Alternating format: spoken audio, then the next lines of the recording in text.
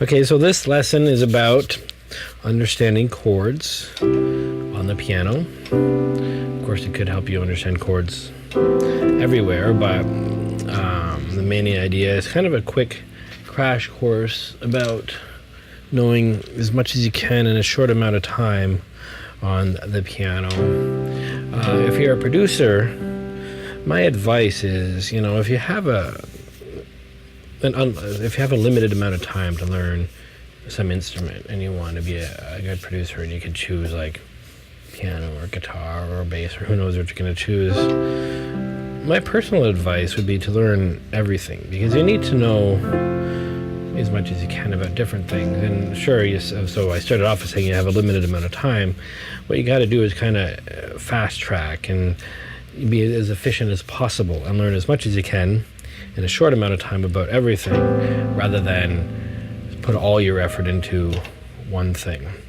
So if you're going to learn piano and you want to, if you're going to be a producer and you're going to learn piano, you can probably skip and ignore a lot of the nitty gritty that you might if you were 5 years old and you were going to do grade 1, grade 2, grade 3, grade 4 piano and so on.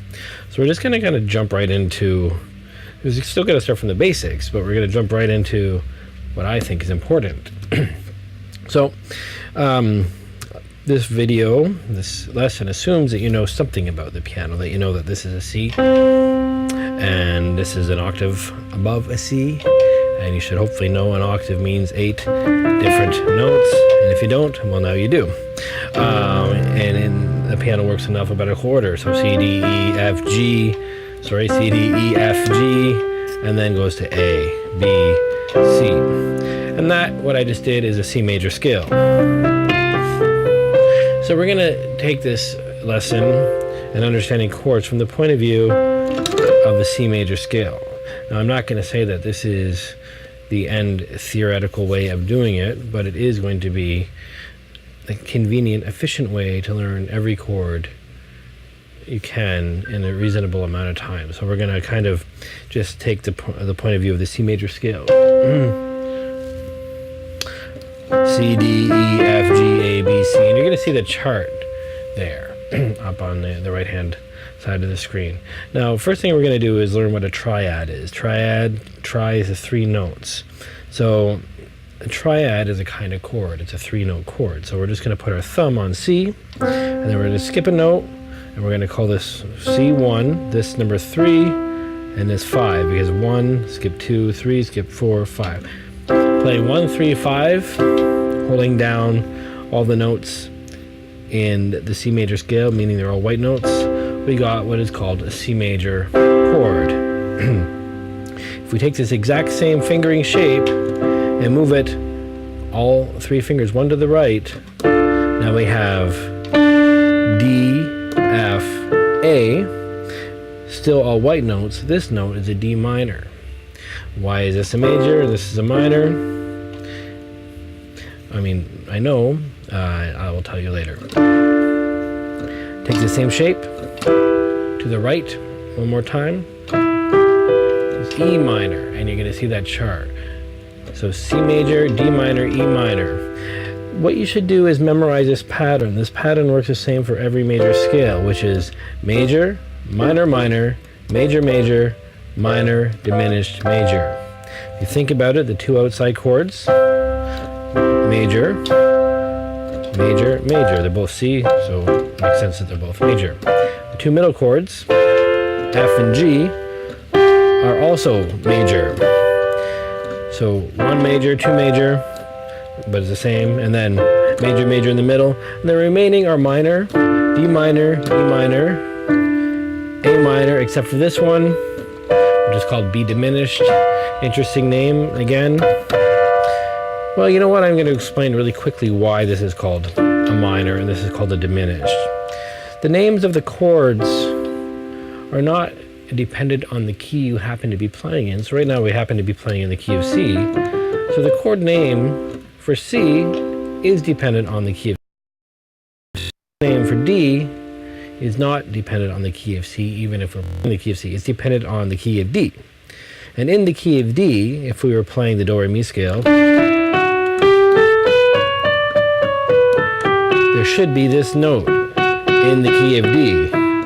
But because we're forcing ourselves to play a triad in the key of C, this note is lower than it should be, and it has this particular sound, and this particular sound is D minor. So we have C major, D minor, E minor, F major, G major, A minor, B diminished. The same philosophy exists, the same train of thought exists, where we have a B, and then the B major scale would be. You don't need to know the B major scale for this theory. I'm trying to simplify it. We don't want to learn 11 different scales to learn all the chords. All we really need to know is the C scale. So what you could do is you could just, if I tell you something, just pretend that that's really all you need to know. The fact that I told you is good enough, and you don't exactly need to know why this is a major and why it's a minor. Later we're going to understand it better anyways. So again, last time,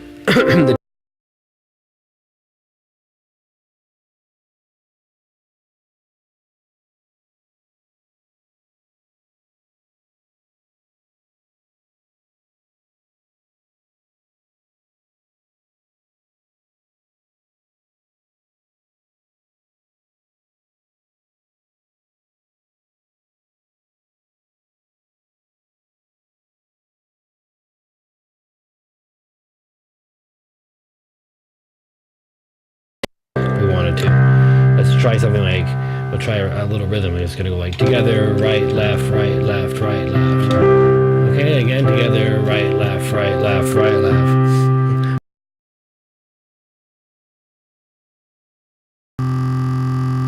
Different chord, A minor, G major. So there we are. We're just kind of moving around the different chords in the key of C major. One thing we're going to quickly talk about is inversions.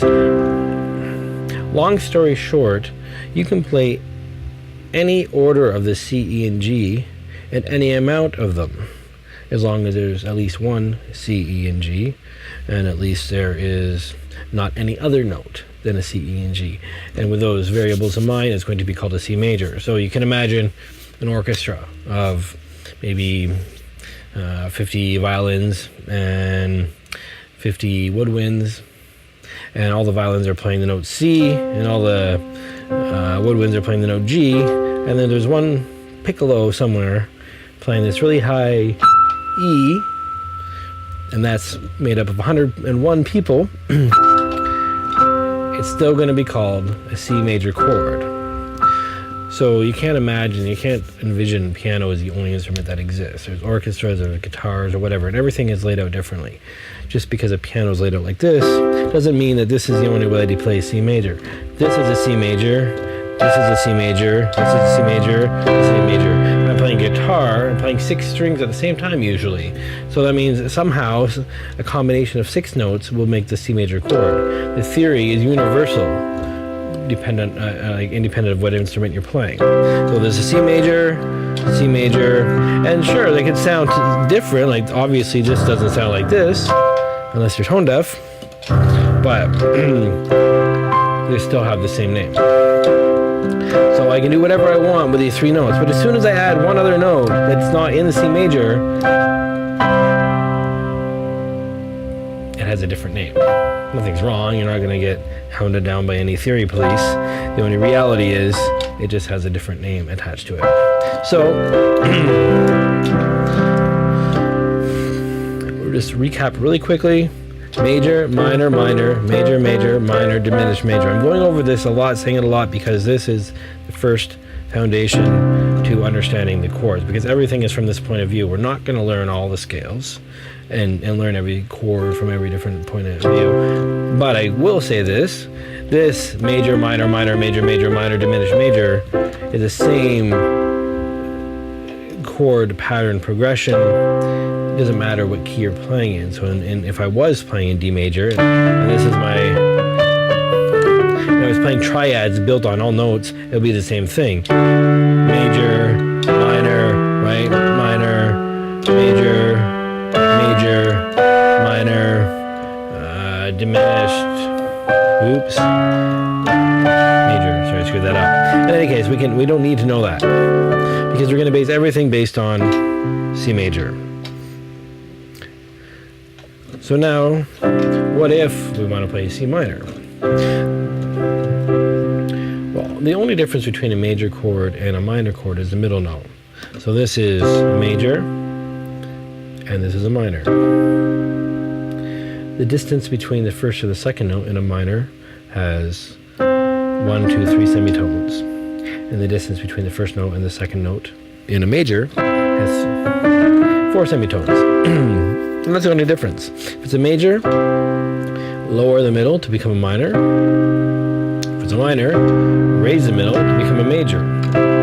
So now, since I've told you that this chord is already a minor, in order to make, so now we have that memorized, this is a minor. To make it a major, we just raise the middle note.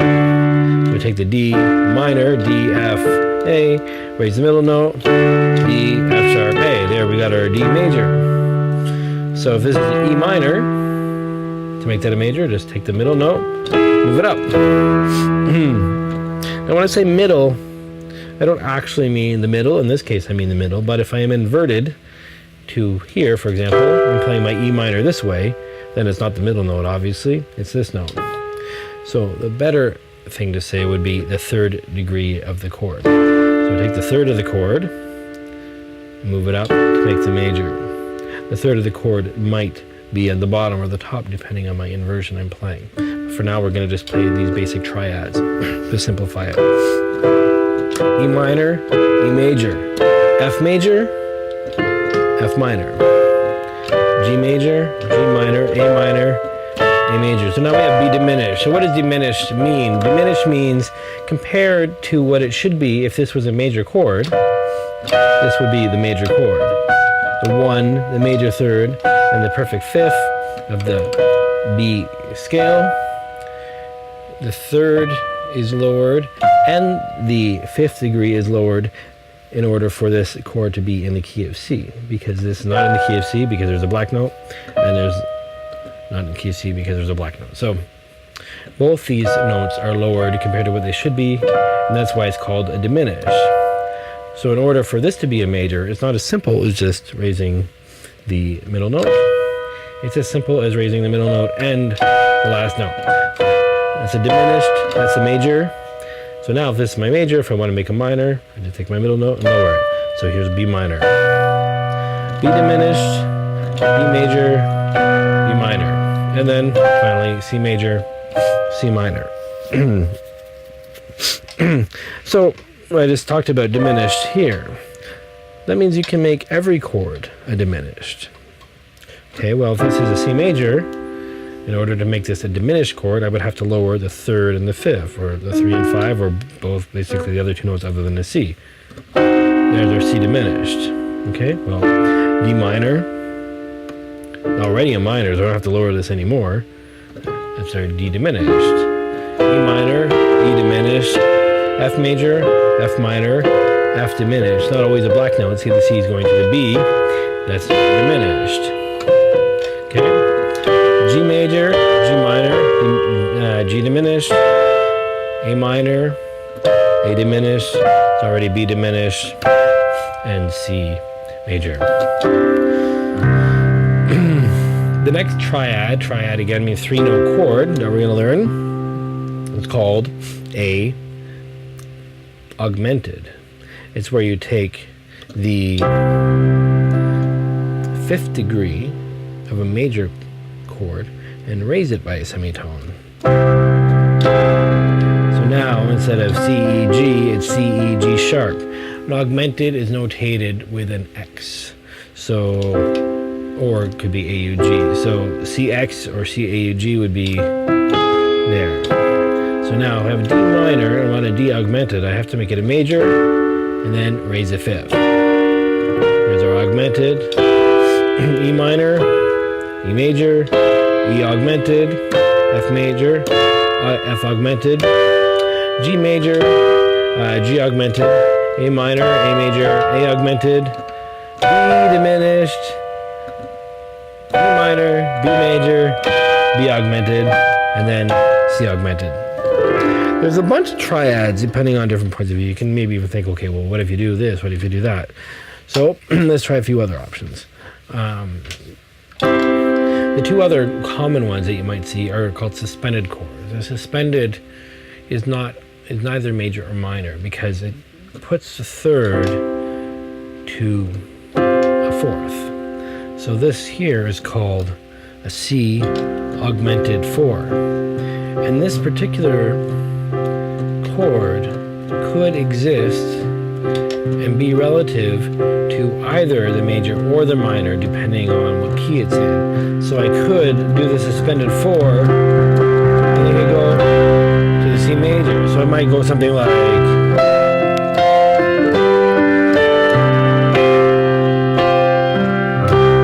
and my C suspended 4, and it kind of resolves to the ending of my progression.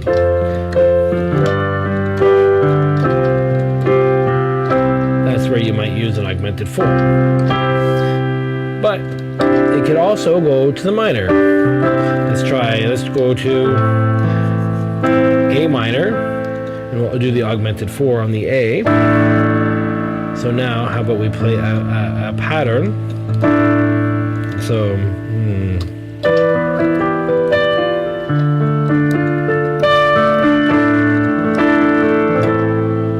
so now I could take this suspended and resolve to the A minor.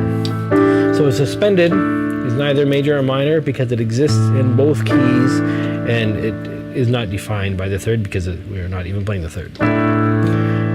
This also works with a suspended 2. So here we're taking the third, changing it to a 4. Well, we can take the third, let's go back to the C, and change it to the 2. It's not as common to use it, but you could go and have the 2 resolve to the 3. It's not as common in the suspended form, but this note happens to also be the 9. 1, 2, 3, 4, 5, 6, 7, 8, 9.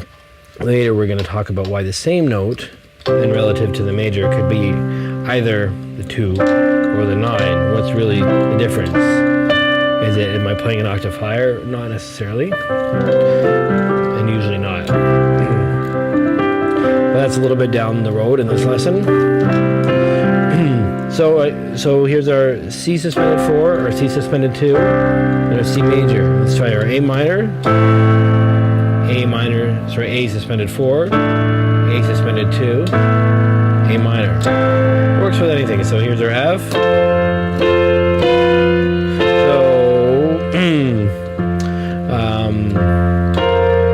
Here's our F. So, oh, by the way, with the C triad, to get to the suspended 4, we're just moving up one semitone. But to get to the suspended 2, we're moving down 2 semitones. So from the F, to get to the suspended 4, we're just moving up one semitone, which is a B flat, which is in the key of F, if you know the scale. And the suspended 2 is 2 semitones down. Okay, so F suspended 4, F suspended 2, F. G suspended 4, just up one semitone. D suspended 2, G. Okay, A major. A suspended 4, A suspended 2, A major.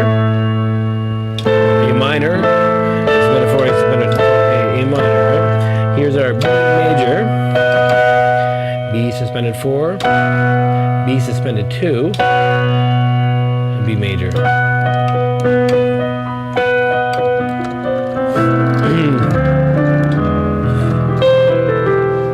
So those are all the triads we'll cover. We're going to talk about tetrads.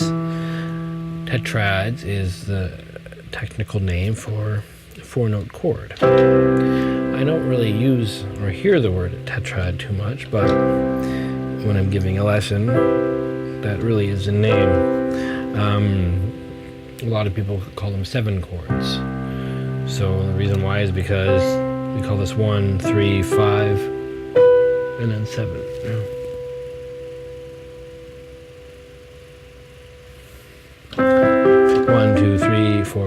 6, 7. So there we go. If I'm playing all notes in C major and I'm using 1, 2, 3, 4, 5, 6, 7, this chord is called C major 7. C MAJ 7. Don't confuse it with a C7. A C7 is not this. A C7 is this. So a C7 has a flat 7. Another way you can think about it is, instead of counting all the way up, where it needed to count, jump up the octave and go down 1 semitone. That's your major 7, no matter what key you're in or what chord you're on. And if you go down 2 semitones from the octave above, that's your C7. So here's our C7 or C major 7. Let's try with the D, okay? D major, jump up the octave, go down 1 semitone. Here's our D major 7. Go down 2 semitones, so D7, okay? Let's go to our E major 7, or E7, okay? F major 7, F7, oops, G7, because that would be the G major 7. The G major 7 and G7 can sometimes be confusing. So our G major 7, G7, A major 7, A7, A major, B major 7,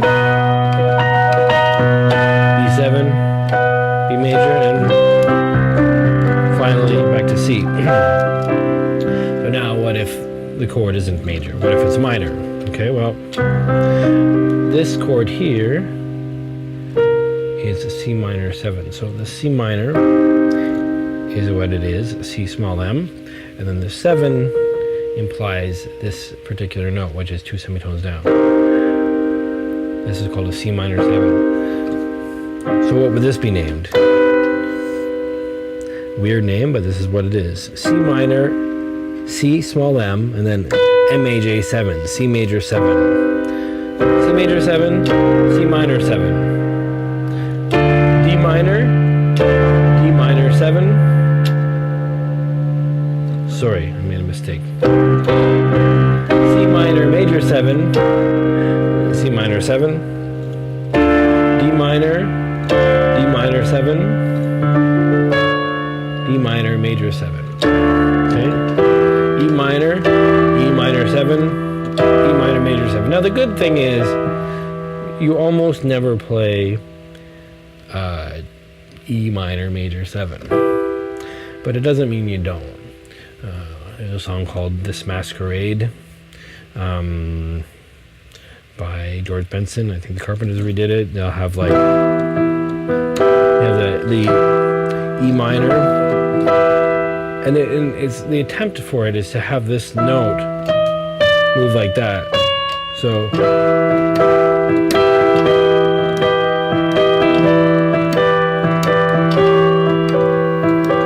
all of these need to have a name. They can't just be nameless. So these are the names. E minor, because it's with the octave. E minor major 7, because it wants this note.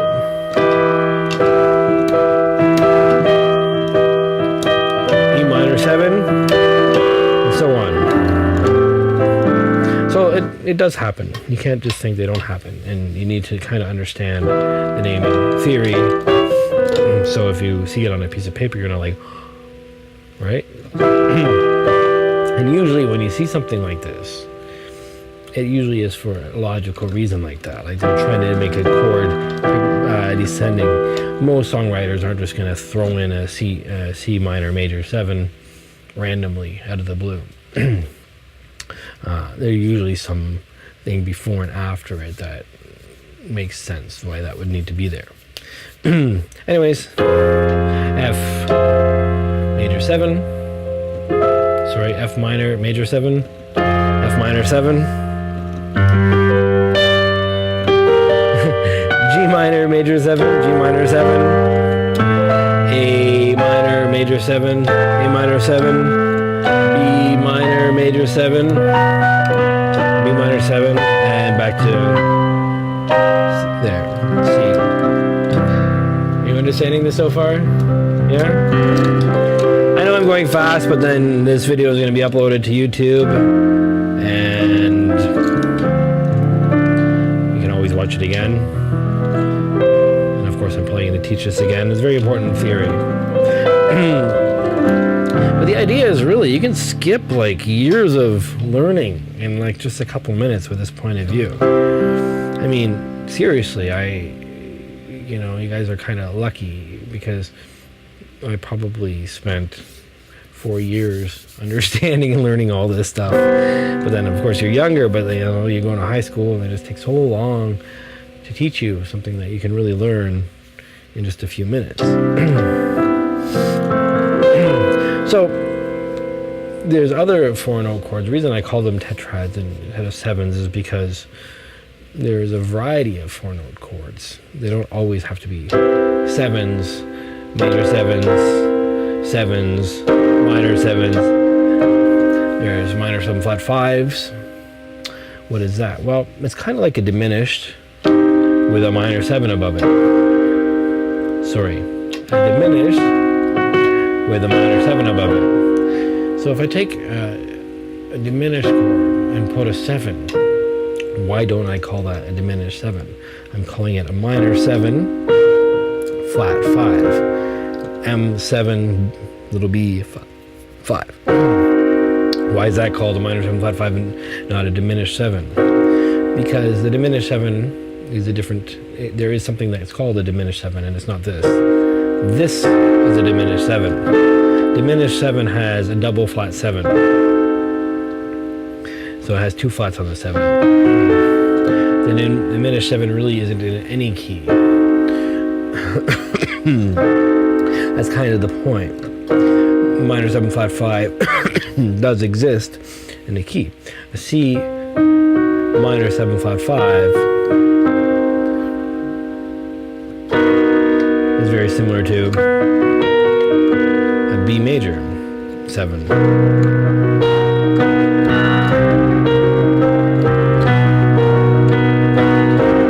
And this happens to be in the key of C sharp. Never mind about that stuff. So anyway, to take our minor, make it diminish, add our 7, there's a D minor 7 flat 5. This is actually a very common chord if you're into jazz music. You see it all the time. Not only jazz, like Latin, now let's talk about, how about I Will Survive. There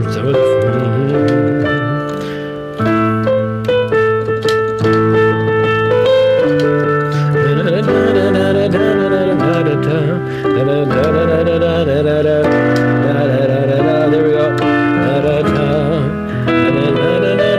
So this song has a B minor 7 flat 5, and it happens. It happens here and there. So you kind of know it. Diminished with a 7.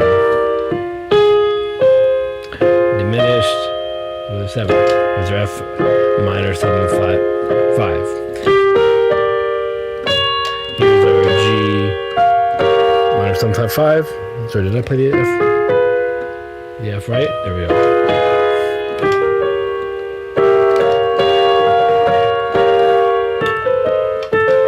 A minor 7 flat 5. B minor 7 flat 5. It's all white notes. So B minor 7 flat 5 is in the key of C major. I'm going to play tetrads in the key of C. We've already learned triads in the key of C. First, what we started. I'm going to play tetrads in the key of C. C major 7, D minor 7, E minor 7. Hello. How are you? Thanks for joining. Sorry, I'll start that over. So C major 7, D minor 7, E minor 7, F major 7, G 7. See? A minor 7, B minor 7 flat 5, and C major 7. These are very important to know. That's a lot of information to digest in a short amount of time. Again, this video will be saved and on YouTube and be playing on this channel. For now, I'm going to use some of the chord theory we just talked about and improvise. I'm very good, thank you. And improvise a little bit in the key of C. So we're going to start with some C major 7.